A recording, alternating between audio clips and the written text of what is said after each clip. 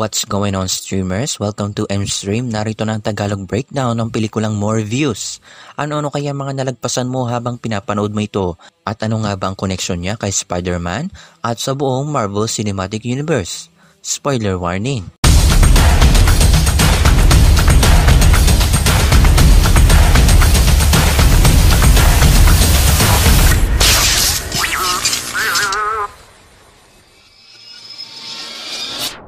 Before we begin, you can comment down below to join in my custom shoutout.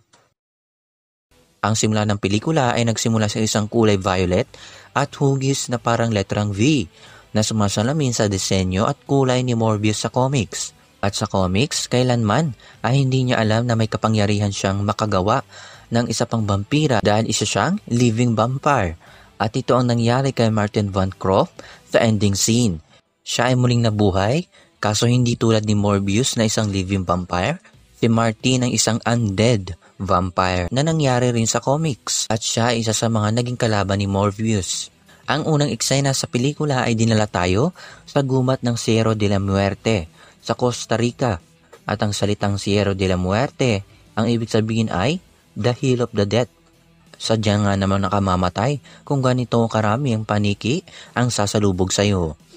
Moving on, nagkaroon ng kaunting flashback sa nakalipas kung saan ang batang sakiti na si Morbius ay nakilala si Lucian.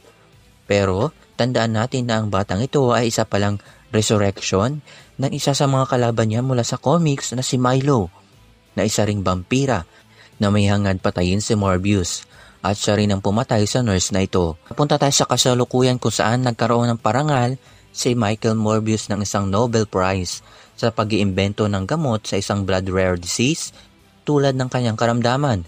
Pero hindi ito tinanggap ni Michael dahil hindi naman niya intensyon na makagawa ng gamot tungkol doon dahil sinusubukan niyang gamutin ang sarili niya.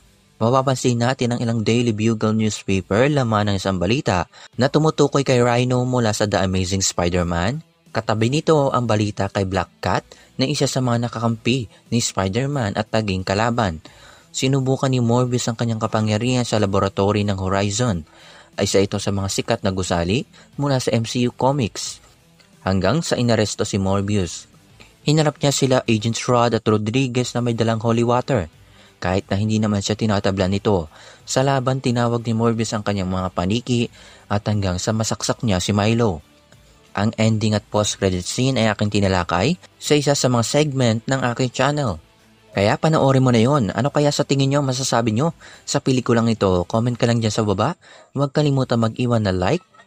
Hit the sub button. See you next time. It's Morbin time. Hey, wait, whoa.